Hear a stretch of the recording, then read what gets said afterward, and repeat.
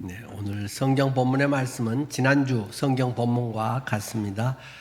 오늘은 성령님이 하시는 일 두 번째 시간으로요. 요한복음 16장 5절에서 15절 말씀을 제가 읽겠습니다.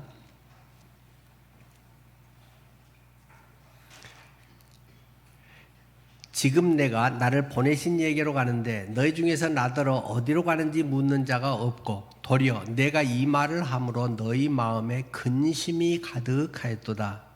그러나 내가 너희에게 실상을 말하노니 내가 떠나가는 것이 너희에게 유익이라. 내가 떠나가지 아니하면 보혜사가 너희에게 오시지 아니할 것이요 가면 내가 그를 너희에게로 보내리니 그가 와서 죄에 대하여 의에 대하여 심판에 대하여 세상을 책망하시리라.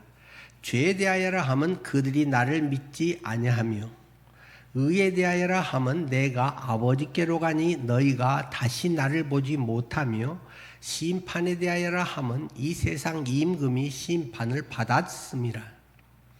내가 아직도 너희에게 이를 것이 많으나 지금은 너희가 감당하지 못하리니 그러나 진리의 성령이 오시면 그가 너희를 모든 진리 가운데로 인도하시리니 그가 스스로 말하지 않고 오직 들은 것을 말하며 장래 일을 너희에게 알리시리라.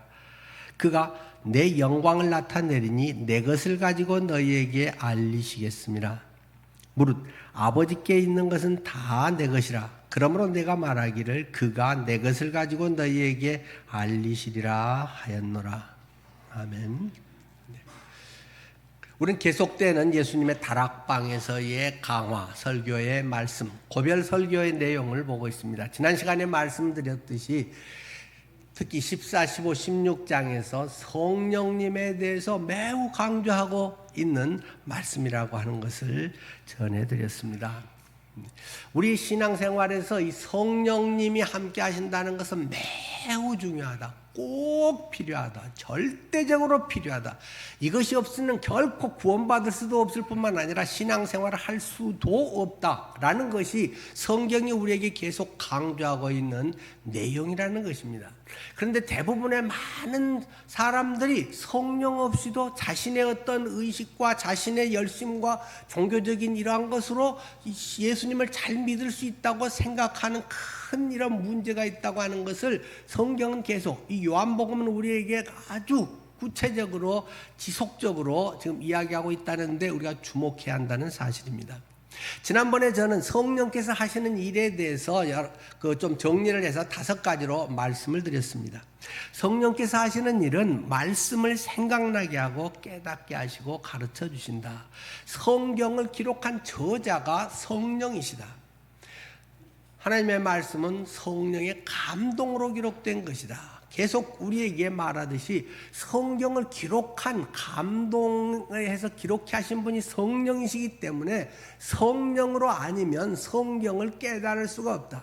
성경이 그것을 제대로 알 수 없다라고 하는 것을 우리에게 가르쳐주고 있는 것입니다. 지난 시간에 저는 이렇게 둘로 대조를 해서 말씀을 드렸습니다. 인간 예수와 하나님의 아들이신 영의 예수에 대해서 인간 예수에 대해서는 성령의 아무런 역사가 없이도 성경이 있고 그런 일반적 지식을 통해서도 얼마든지 잘 알 수 있다는 것입니다. 성경을 읽으면 누구나 불교인이든 무교인이든 하다못해 간디 같은 분도 예수를 그렇게 사랑하고 존경하고 그렇게 예수에 대한 이야기를 하지 않습니까? 인간 예수에 대해서는 얼마든지 누구라도 다 신앙과 상관없이도 잘 이야기할 수 있다는 것입니다.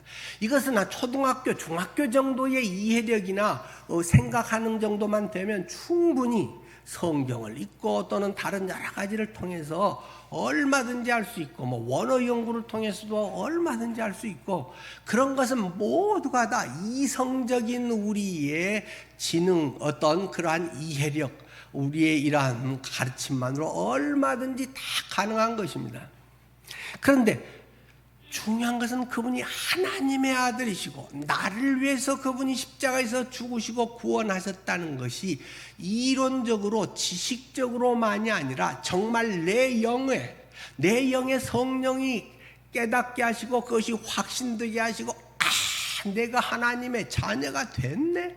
예수님이 십자가에서 내 죄를 하나도 남김없이 다 용서해 버렸네. 예수의 부활이 나의 부활이네 하는 것이 지식으로가 아니라 나의 신앙의 고백으로 깨달아지고 고백할 수 있는 것은 결코 성령의 깨닫게 하심이 일하심이 없이는 결코 이루어질 수 없다라는 것이 성경이 말하고 있는 것입니다. 그렇기 때문에 우리가 구원받고 하나님의 자녀가 되고 말씀을 알게 되는 것은 아무리 성경을 많이 연구하고 100번을 읽는다고 되는 게 아니라는 것입니다. 그것은 아주 중요한 것이고 주님께 나가고 깨달을 수 있는 좋은 발판, 좋은 토양이 될 수는 있을지언정 그것 자체로는 되지 않는다. 지난번 저는 빛을 비교로 해서 이야기를 드렸습니다. 여기 안에 뭐가 있다. 설계도를 놓거나 잘 설명을 해서 충분히 이해할 수가 있을 것입니다. 그러나 이렇구나라고 하는 것은 딱 밤에 불이 착 켜지면 아는 것입니다. 낮에 햇빛이 들어오면 그냥 아는 것입니다. 그것은 배워서 이해해서 하는 것과 완전히 다른 것입니다. 기반은 똑같은 것이고 내용은 같은 것일 수 있지만 그걸 실제로 체험적으로 그것이 내 영 안에 알아지는 것, 믿어지는 것과 지식적으로 기독교적으로 교리적으로 아는 것은 영 다르다는 사실을 확실하게 인지하지 못하면 늘 이거 헷갈려 있으면 내가 믿는 건지 안 믿는 건지조차도 잘 모릅니다. 구원의 확신이 있다고 했다가 없다고 했다가 질문을 하면 아는 것 같은데 여러 가지로 보면은 그리스도를 만난 것이 없는 그런 사람들이 많이 생길 수 있다는 사실입니다. 저는 하나를 덧붙여서 설명을 더 해보겠습니다. 인간 예수님을 알고 성경을 지식적으로 안다고 하는 것은 일반 카메라를 가지고 어떤 사물을 찍어서 아는 것과 비슷한 것입니다. 여러분을 사진을 딱 찍었습니다. 여러분의 사진을 찍어서 그러면 헤어스타일이 어떻습니까? 젊어 보입니다. 또는 여기가 콧과 어떠합니다. 피부가 어떻습니다. 색깔이 어떻습니다. 스타일이 패션이 어떻습니다. 이야기할 게 많이 있습니다. 그러나 그렇게 찍어서 나온 사진과 엑스레이로 찍어서 CT, MRI로 찍어서 나온 사진은 영 다르다는 것입니다. 똑같은 사람인데 똑같은 사람을 찍었는데 이게 김효연 목사 엑스레이인지 임보라 전도사님 엑스레이인지 그냥 일반 사진을 놓으면 확실히 사람들이 금방 알 텐데 엑스레이를 사진을 갖다 놓으면 모른단 말입니다. 영적인 것도 비슷합니다. 영적인 것은 더 그렇습니다. 지식적으로 알고 이해하고 이런 것들에 대한 설명을 하고 이런 것들은 일반 카메라와 같은 것입니다. 얼마든지 조금만 알면 성경 읽고 이 지식이 조금만 있으면 충분히 이해하지 않겠어요? 개역 성경이 어려우면 쉬운 성경으로 읽어보시면 그냥 쉽게 대부분은 거의 이해할 수 있습니다. 그거 이해 못할 사람이 중학생 정도만 되면 못할 사람이 누가 있겠습니까? 10번 안 읽어도 2-3번만 읽어도 되게 알고 외우지는 못할지라도 구약의 이스라엘 역사든 신약의 사도행전이든 어디서 가고 어쩌고 지도 그려놓고 그런 게 뭐가 그리 어렵겠습니까?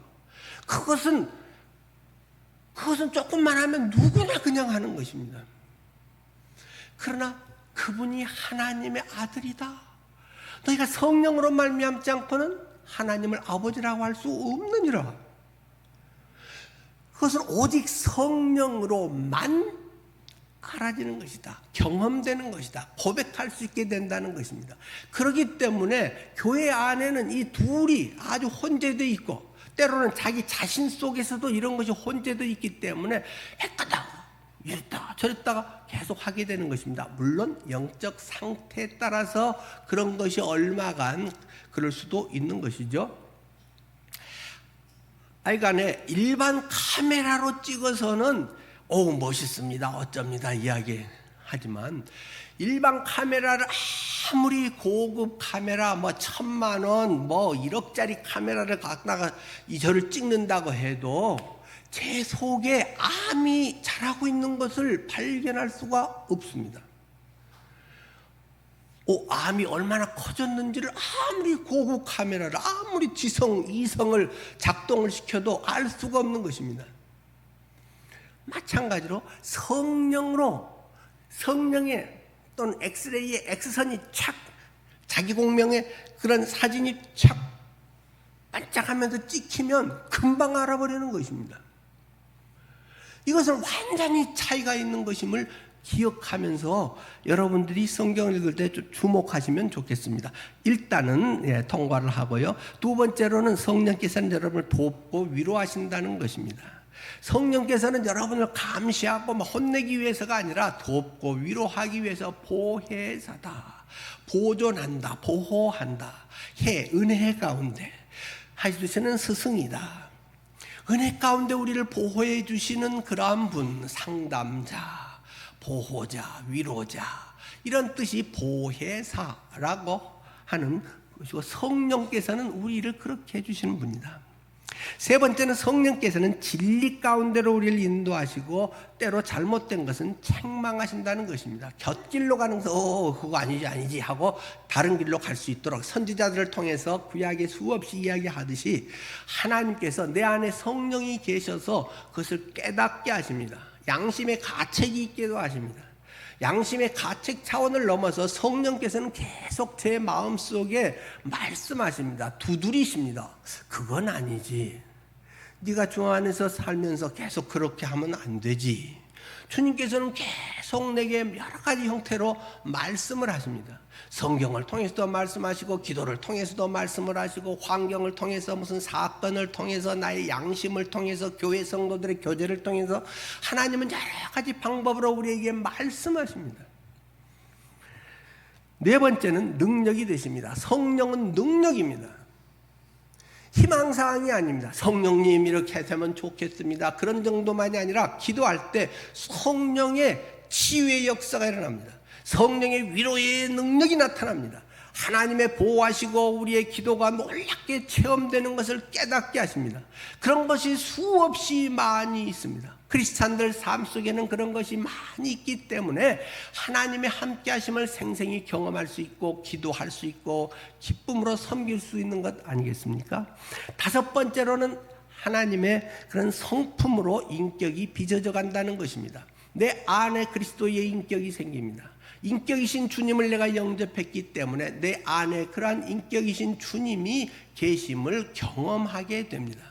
능력보다도 더 중요한 것은 이 인격이다, 그런 말씀을 지난 시간에도 드렸습니다. 성령의 그러한 열매들이 맺힌다는 것입니다. 그런데 이렇게 해서 뭘 어쩌자고, 그것의 결론적인 이야기가 오늘 14절에 나와 있듯이 하나님의 영광을 나타낸다는 것입니다.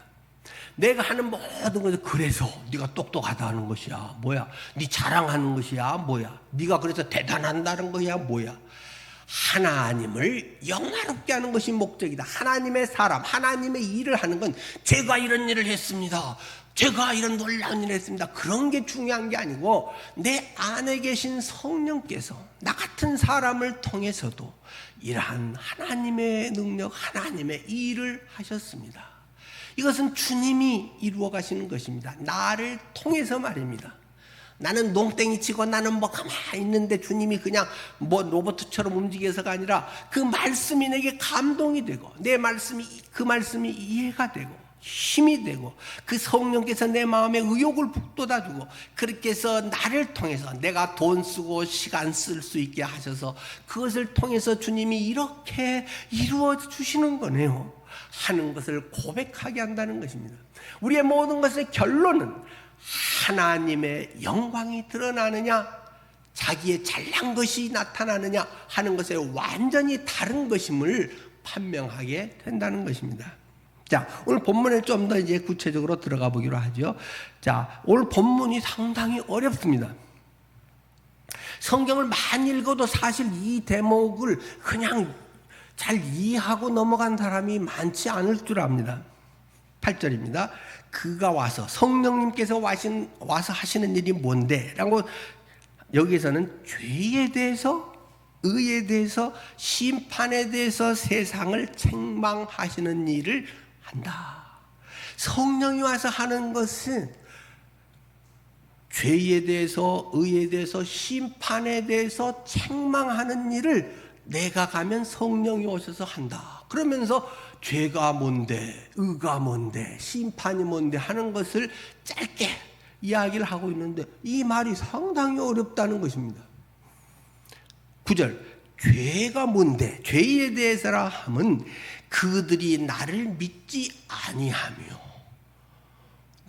너무 짧게 뭐가 죄인데 니들이 나를 믿지 않는 게 죄야.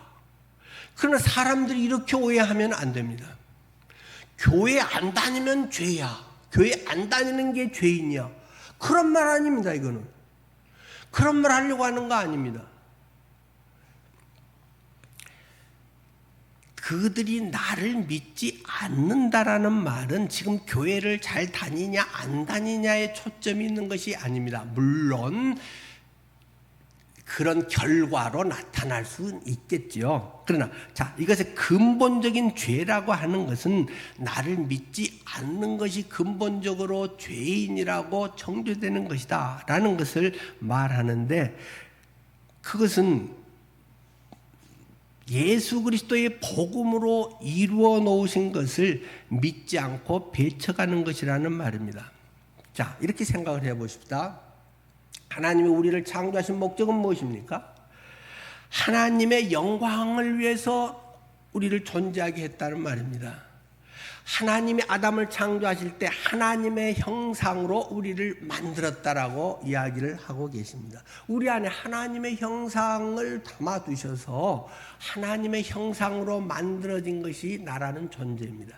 근데 이 죄라고 하는 것에 뭐 옛날에 얘기하고, 저는 원어 되도록 말 안 하고 싶어서 뭐 잘 안 합니다만, 히브리어로 죄라는 단어는 하말티아라고 하는 히브리어의 이 죄라고 하는 단어는 우리가 흔히 생각하는 도덕적 개념의 이런 것을 뛰어넘는 그런 단어입니다.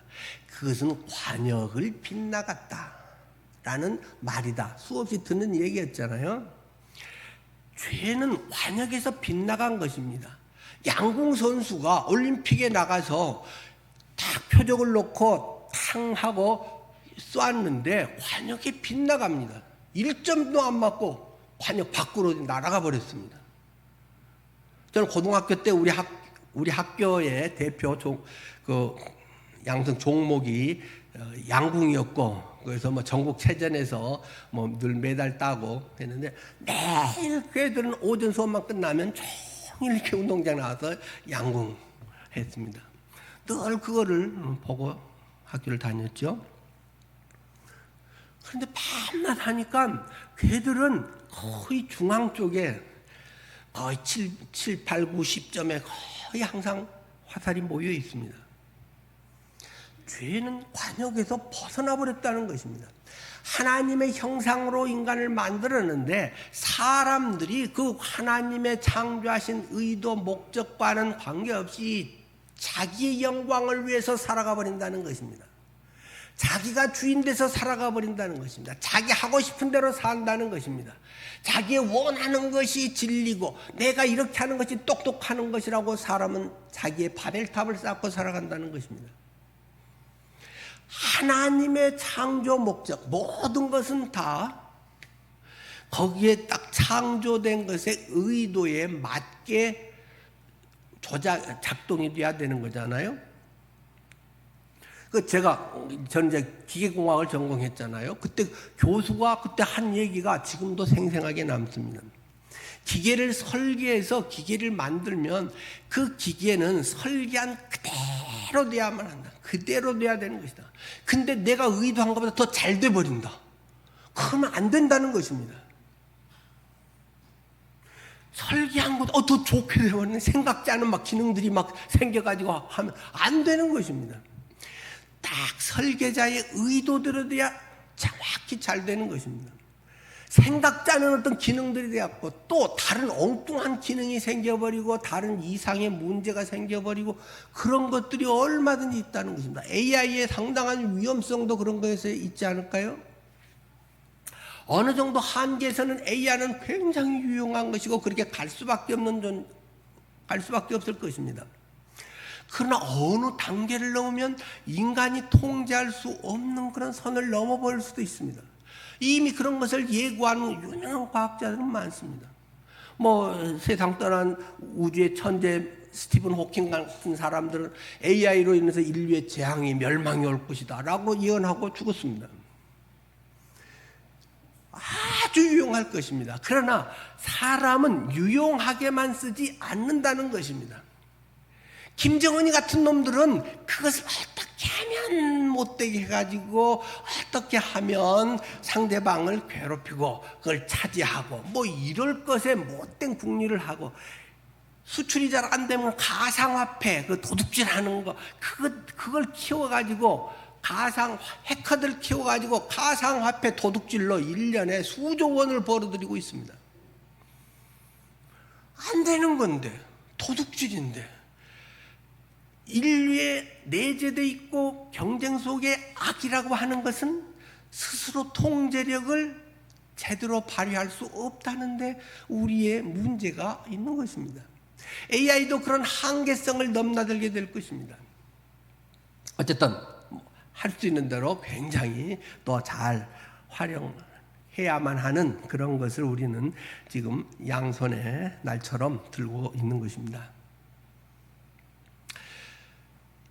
여러분의 삶에서 죄라고 하는 것, 그것은 하나님의 창조 목적에 그대로 합당하게 살아가야 되는 것입니다. 하나님을 닮아서 우리의 존재든 우리는 하나님을 찬양하며 하나님 안에 있는 것이 가장 행복하다는 것입니다. 물고기는 물 속에 있어야 가장 행복하고 가장 좋은 환경에서 물고기가 마음대로 유영하면서 자기의 삶을 살아갈 수 있습니다. 물고기가 툭 튀어서 물 밖에 모래밭에 나와서 나는 여기서 살 수 있어 하고 팔딱팔딱 하다가 말라 죽는다는 것입니다. 우리들의 삶 속에 죄라고 하는 것은 네가 도덕적으로 얼마나 더 나쁜 사람인가, 얼마나 더 못된 짓을 했는가, 이 차원을 뛰어넘는다는 것입니다. 우리 인간은 만물보다 거짓되고 부패한 것이 인간의 마음이라고 성경은 이야기하고 있고 그 깊은 것 속에 이것은 조금 우리가 마음 먹어갖고 이렇게 해결되지 않는다는 것입니다. 그것의 근원적으로는 죄값은 사망이기 때문에 모두가 사형을 당하는 것이 당연한 것이다. 모든 인류가 한 명도 빠짐없이 도덕적으로는 일반 카메라를 찍으면 내가 좀 이쁘지 어떠고 헤어스타일 오늘은 어때 어쩌고 폼되지만은 엑스레이로 두개골을 찍어 놓으면 그거는 아무 상관이 없다는 것입니다. 하나님의 엑스레이 앞에 인간은 모두가 철저한 죄인이다. 하나님의 창조 목적에서 벗어나 버렸다. 주님을 영화롭게 하기 위해서는 자기 하고 싶은 일을 자기의 목적을 달성하는데 사람들은 자기의 모든 돈 쓰고 시간 쓰고 그 속에서 자기의 행복과 뿌듯함을 느끼고 있다는 것입니다. 그렇기 때문에 스스로 도저히 할 수 없는 것을 예수 그리스도께서 너를 대신해서 죽음으로 우리의 모든 죄값을 해결하셨다. 그렇기 때문에 이것을 네가 진정으로 네 마음에 영에 받아들이면 그것이 네 것이 되어서 주님이 이미 죽었으니까 일사부재리 원칙에 의해서 주님은 다시 또 네 죄인인데 죄값 치러야지 라고 하지 않는다. 그렇게 해서 우리는 의롭다고 하나님의 거룩하심을 입게 되는 것이다. 그런데 이건 모르는 사람이 교회 다니는 사람이 있겠어요? 지금 제가 수없이 설교 때마다 저는 이거 외에는 설교 내용이 없다라고 저는 생각할 만큼 복음 외에는 모든 것의 뿌리는 복음을 제외하고는 없다라고 저는 믿는 사람이기 때문에 그냥 저는 입딱 그것을 외치고 합니다. 그런데 실제로 그것을 믿는 사람은 많지 않다는 사실입니다. 아는 것 같은데 왜 이해되고 종교적 행위가 아니라 영으로 깨달아지는 것입니다. 나의 영이 예수의 영을 만나서 성령은 예수의 영이죠. 성령으로 말미암아 경험되어야 되는 것입니다. 계속 말씀드리는 성령으로만 말미암지 않고는 하나님을 아버지라고 할 수 없느니라. 초등학생만 돼도 하나님 아버지하고 뭐 다 하는데 그것은 좋은 어떤 바탕은 될 수 있을지언정 그것 자체가 주님을 진정으로 영접하고 모든 것이 됐다고 할 수 없는 것이다. 물론 아주 아이들은 순수하고 진실하기 때문에 그것으로 인해서 그 예수의 생명이 싹트고 자랄 수 있겠죠. 그러나 꼭 기억해야 될 것은 예수의 이 복음, 이것은 지식과 좋은 삶의 종교적인 형태가 아니라 생명이라고 하는 것입니다. 예수님이 나는 생명이라고 말했지 생명은 가르쳐줘서 되는 게 아니라는 말입니다. 이성적으로 이해하고 연구해서 생명이 되는 것이 아니라는 것입니다. 생명은 생명으로 나아지는 것입니다. 생명, 하나님의 영이 그 생명이 나의 인간의 영인 생명과 생명이 맞부딪혀서 하나가 돼서 그것이 하나가 되는 것을 영생이라고 하는 것입니다. 전도 폭발 같은 것은 굉장히 좋은 복음을 전하는 도구입니다.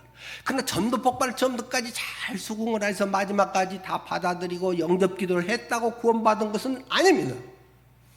구원받는데 아주 유용한 도구입니다. 성경 구절 하나를 통해서도 구원받고 사람이 변화될 수 있는 거잖아요. 하물며 그걸 체계적으로 잘 정리해서 이렇게 전개를 하고 그렇게 해서 딱 매듭짓게 하는 그것을 하면 그것을 통해서 주님을 영접하고 구원받을 수 있는 사람이 많이 생길 수 있겠죠. 아주 효과적인 도구이죠. 그러나 그것을 잘 이해했다고 구원받는 건 아니야. 영접 기도를 잘 했다고 되는 게 아니야. 그때에 성령께서 비춰주셨는가, 성령께서 믿게 해주셨는가, 믿어졌는가가 중요한 것이라는 말입니다. 구원은 내가 영접해서 받는 게 아니고 하나님이 나를 불쌍히 여기셔서 베풀어 주시는 것입니다. 택해 주시고 구원의 영생에 받아들여서 끌어들이는 것입니다. 많은 사람들은 내가 영접해서 구원을 받았다고 생각하기 때문에 내가 갑입니다. 내가 갑입니다. 그래서 사람들은 기분 좋으면 하나님 할렐루야하고 막 주님을 위해서 뭐 열심히 하겠습니다 하다가 뭐가 안 이루어지고 어려운 일이 생기고 속상하면 에이 하나님 나 그렇게 믿어도 이게 뭐예요? 에이 교회를 안 해. 뭐 이제 나 뭐 안 해. 땅교회 갈 거야. 뭐 자기 하고 싶은 대로 자기가 그 상태에 따라서 자기가 알아서 결정하고 자기가 주인이 되는 것입니다. 그렇기 때문에 교회 안에 자칫하면 다 자기중심적이고 자기 잘난 사람들이 수두룩해가지고 서로 경쟁을 하는 것입니다. 하나님, 나는 당연히 멸망되고 내 죄값에 나는 저기 조금 부스럼난 것이 단지 그냥 피부 트러블이 생겼나 봐요 이랬는데 하나님 이것이 제 간암이 걸려서 간암 때문에 나타나는 증상의 하나였네요. 간암이 이미 내가 발견할 때는 말기였는데 살 수가 없었는데 주님이 나를 완전 간 이식을 해줘가지고 나를 살려줬네요. 내가 다시 살면 옛날같이 살 수 없잖아요. 주님 제가 그럼 어떻게 살까요? 어떻게 하면 주님의 기쁨이 될까요? 나를 위해 대신 간 잘라주고 대신 죽으신 주님을 나도 뭔가 어떻게 조금 기쁘게 해드릴 수 있는 방법이 없을까요? 그래서 하나님이 그래 그러면 네가 이런 거 한번 해볼래? 해서 우리에게 주시는 것이 직분이라는 것이고 어떤 일이라고 하는 것입니다. 그래서 그것을 기쁘게 감사하게, 하나님, 나 같은 것은 이미 죽은 존재인데 주님이 나를 살려주셔서 이렇게 돼요. 주님의 건강한 쌩쌩한 간, 담배도 안 피우시는 간, 이것을 내게 주셔서 나는 60대인데 주님이 20대에 제일 건강한 좋은 간을 주셔서 나를 살리셨군요. 하나님 아버지가 그렇게 간 빼주라고 보내셨군요. 이것이 믿어지고 경험되면 제가 주님을 위해서 어떻게 살까요? 그럴 때 내가 무엇을 할 때 남이 알아주던 안 알아주던 생색을 내게 되지 않는 것입니다. 서운하지 않은 것입니다. 그것 때문에 뭐 하고 안 하고 뭐 삐지고 말고 할 것이 없는 것입니다. 많은 섭섭마귀가 우리를 사로잡는 것은 무엇입니까? 늘 말씀드린 섭섭마귀라는 단어 성경에 없습니다. 그냥 편하게 하는 얘기다고 말씀드렸죠. 내가 뭘 한다는 거야. 내가 해도 되고 안 해도 되는데, 에이, 내년에 안 해? 올해는 해볼까? 해줄까? 뭔가 내가 해준다? 못 준다? 그럼 교만이 어디 있나요? 제가 우리 그 찬양 인도할 때 이제 다 이번에는 우리 집사님께서 뭐 이제 대표기도 할 때 제가 꼭 지은 집사님께서 기도해 주시겠습니다. 그런 말 쓰지 말아라. 해 주는 게 어디 있어? 하나님 앞에 뭐 기도해 줘? 기도할 수 있는 것만 듣고 이제 기도하시겠습니다라고 표현을 해야지 뭘 해주겠습니다. 교회에서 뭘 해줘? 해주기는 네가 없어도 되는데. 네는 지옥에 있어야 될 것을 건져줘서 하나님이 너를 이렇게 이 자리에 오게 해주시고 이렇게 인도한 것 자체가 영광이고 감사하고 감당치 못할 일인데 해주긴 네가 뭘 해줘? 저 말이 맞나요? 근데 이걸 좀 부드럽게 얘기하면 훨씬 좋겠죠? 여러분의 마음에 은연 중에 내가 뭘 해준다. 에이, 안 해. 안 해도 됩니다, 여러분. 뭐가 아쉬워서 뭘 해주고 말고 그래요? 헌금도 안 해도 됩니다, 여러분. 정말이에요. 교회가 뭐 구제단체, 봉사단체도 아니고 안 하면 없으면 없는 대로 하고, 뭐 없으면 또 딴 교회 가서 열심히 좋은 데 가서 섬기세요. 뭐 옛날에는 늘푸른 교회가 뭐 50년 전에는 있었나요? 40년 됐어요, 우리 교회는. 내가 뭘 하니까 뭐가 되고 안 되고, 그것은 내가 감사의 제목이고, 우리가 함께 좀 더 나은 교회, 좀 더 주님의 마음에 합당한 교회를 이루고 싶은 그런 사람들이, 그런 아름다운 마음들이, 좋은 믿음들이 모여서 계속 더 갖고 가는 것이지, 누가 뭘 더 했기 때문에 뭐 그것이 되고 안 되고, 그런 게 어디 있어요? 죄에 대하여라 함은 너희가 그들이 나를 믿지 아니합니다. 믿는다는 말은 계속 우리가 얘기했지, 주님께 내던진다. 내 인생을 내 하고 싶은 대로 내 잘난 것 나타내는 이런 거 아니고 주님의 뜻이 무엇인지, 하나님의 목적을 위해서 하나님의 방법으로 하나님의 능력으로 할 수 있도록 주님 나 좀 써주시면 안 될까요? 하고 주님께 맡기는 것이다. 그렇게 하지 않는 것이 죄다라는 말입니다. 하나님의 영광을 위하여 창조된 존재가 그 목적의 관역에 벗어나서 지 목적을 위해서 지 타겟을 따로 만들어가지고, 올림픽에서는 이 선수의 타겟은 이것입니다 라고 여기를 쏘라고 하는데 옆에 딴 데를 쏜다는 것입니다. 제가 훈련받을 때 진짜로 그런 적이 있습니다. 사격을 딱 하는데 제 5발을 딱 쏘는데 제 표적에가 7발이 들어가 있습니다. 옆에 애들이 착각해가지고 제 표적을 지 표적인 줄 알고 2발을 제 표적에 쏴버린 것입니다. 걔 점수 안 나왔고 그날 기합 엄청 받았습니다. 옆에 10점에 쌌는데요. 꽝입니다. 그것은 하나님의 표적에 하나님의 목적을 위해서 사는 것이 나를 창조하신 하나님의 뜻이라는 것입니다. 자, 의에 대하여라 하면 이 구절이 진짜 어려워요. 의에 대하여라 하면 내가 아버지께로 가니 너희가 나를 다시 보지 못하며. 여러분이 생각하고는 의와 전혀 다르잖아요. 이 말 이해하신 분이 얼마 있으실까요? 100번 읽어도 모릅니다. 이 말. 이게 무슨 말이래요? 의에 대하여라 하면 내가 아버지께로 가니 너희가 다시 나를 보지 못하는 것이 의다. 성경은 부지런히 읽지만 이렇게 또 하나하나 다 하려면 또 성경 한 번도 못 읽어요. 그러니까 일단은 무조건 막 읽어보고 하는 것도 일단은 도움이 됩니다. 자, 조금 풀어서 설명해 보죠. 내가 아버지께로 간다. 이게 무슨 말입니까? 예수님은 곧 죽는다라는 말씀을 하셨는데 죽어버리면 어떻게 아버지께로 벌레들 가겠어? 부활했다고 말입니다. 예수님은 십자가를 지고 죽으셨다가 부활을 해서 승천하셨다 그 말입니다. 승천해서 내가 하나님 아버지께로 간다. 자, 그런데 예수의 죽음에 대해서 두 가지 견해가 팽팽했다는 것입니다. 하나는 바리새인들의 주장입니다. 쟤는 죄인이야. 쟤는 신성모독이야.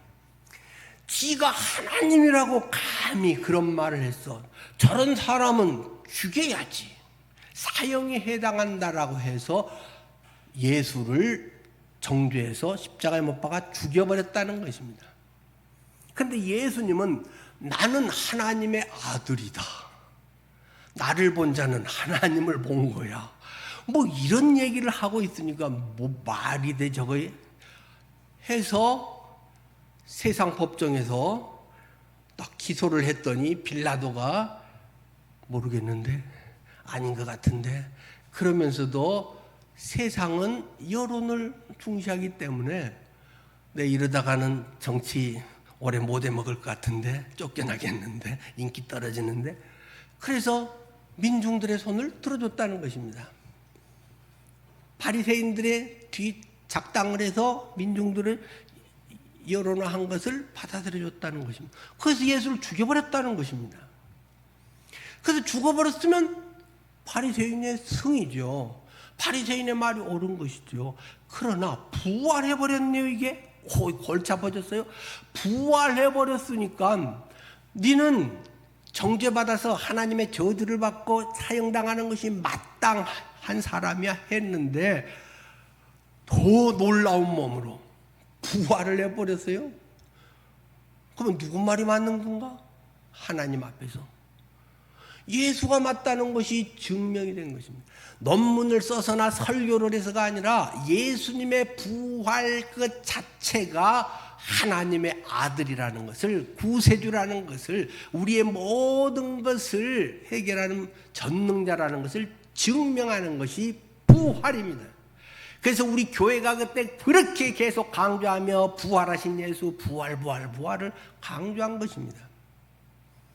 십자가에서 죽는 것은 여러 사람도 죽을 수 있다. 예수님 당시에도 동시에도 좌우의 강도 두 명도 십자가에 죽었기 때문에 죽을 수 있는 거야. 그거는 예수님 당시에 한 50명 정도가 죽었다는 기록들이 있습니다. 전후에 이런 것들에. 그런데 부활은 한 분 예수 그리스도밖에 없다는 것입니다. 예수는 나는 부활이요 생명이니 생명의 부활로 나타난 것 보니까 이 양반이 하나님이시네, 생명이시네, 그분 말한 게 딱 다 맞네 라는 것을 부활로 증명했다는 것입니다.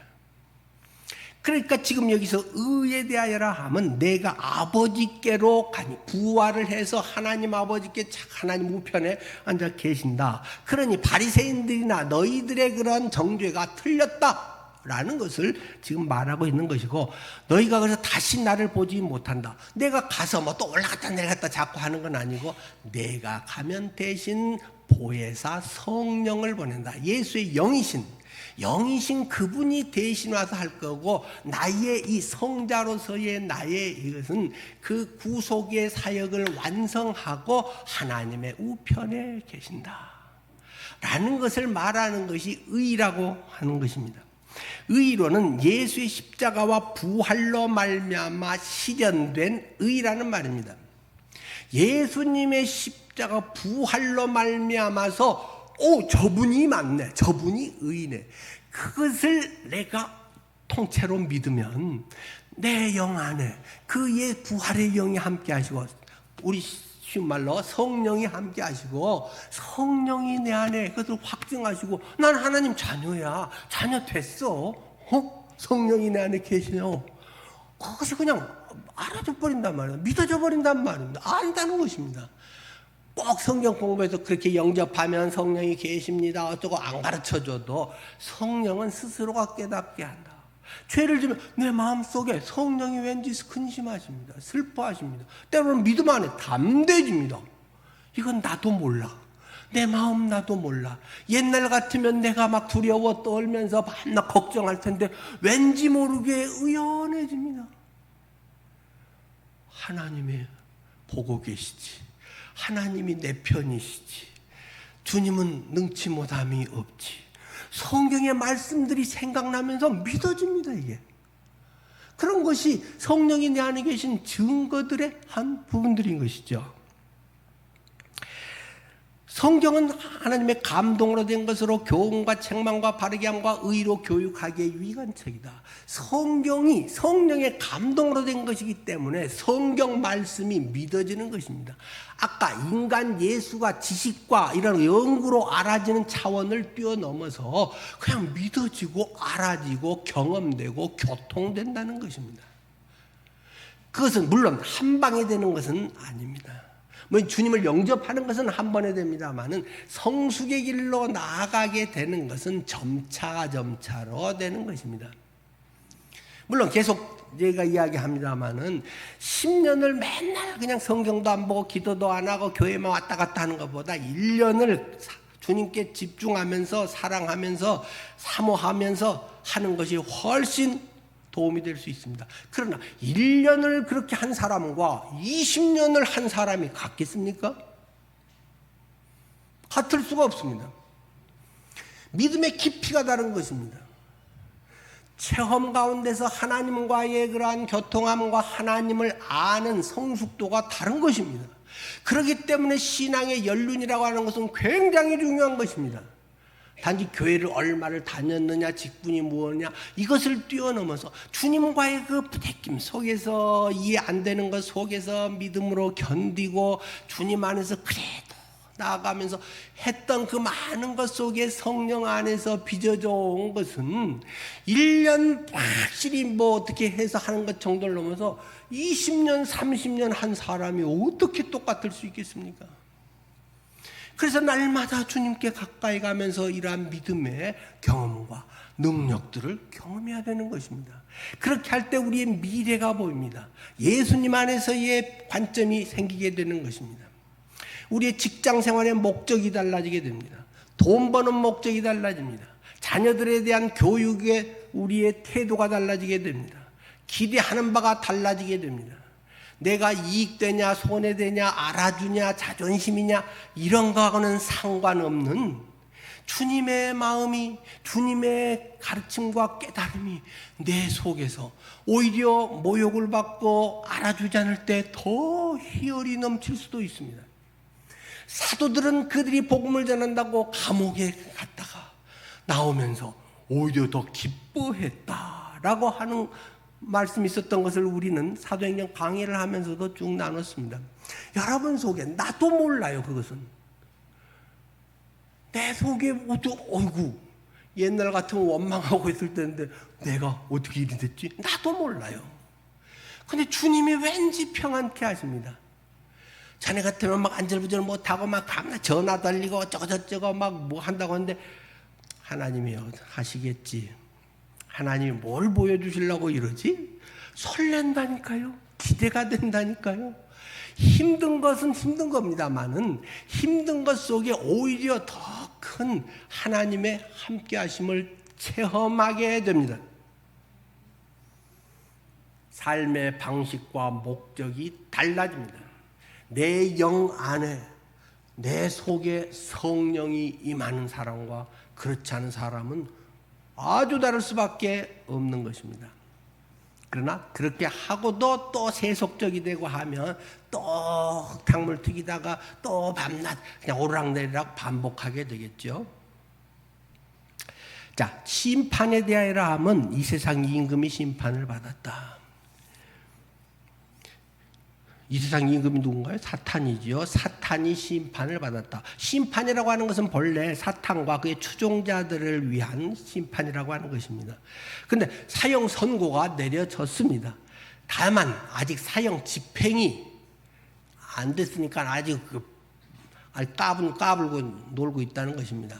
하나님의 마지막 백보자의 심판, 하나님의 최종적인 심판, 우리 각자의 인생은 자기의 죽음이라고 하는 심판, 개개인의 종말에 그럴 때 하나님의 심판적인 것이 눈에 확 보이게 되는 것이고, 그 전에는 이미 지 멋대로 까불고 지가 뭐 이렇게 해도 사람들은 와 똑똑해 뭐 어떻게 해도 그 잘난 맛에 사는 것이지만, 심판의 때에는 그가 제대로 하나님 앞에서 이러한 것을 청산하게 된다는 것입니다.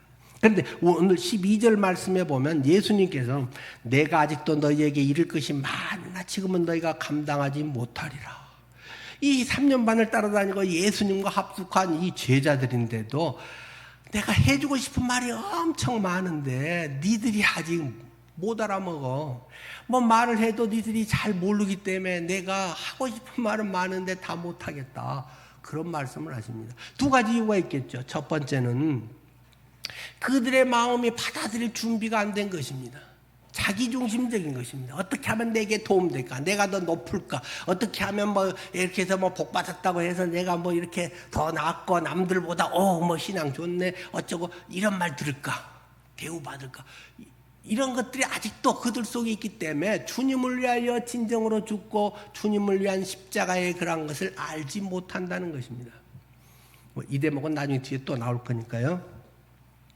그리고 또 더 중요한 것은 아직 오순절 성령 강림이 임하지 않았기 때문에 성령께서 그것을 깨닫게 해주셔야 되는데, 이론으로 이성적으로 뇌로만 이해하는 한계를 넘은 영역이니까 내가 말해주고 싶은 게 너무 많아. 나는 영이요 생명이니 내가 너희에게 이르는 것이 영이요 생명이다. 영과 생명에 대한 이야기는 죽으라고 말해도 아는 것 같으면서도 꽝이에요. 그럴 때 있잖아요. 뭔가 막 예수님에 대해서 알고 막 주님이 함께 하는 것 같으면서도 막상 허당인 것을 발견할 때 있지 않습니까?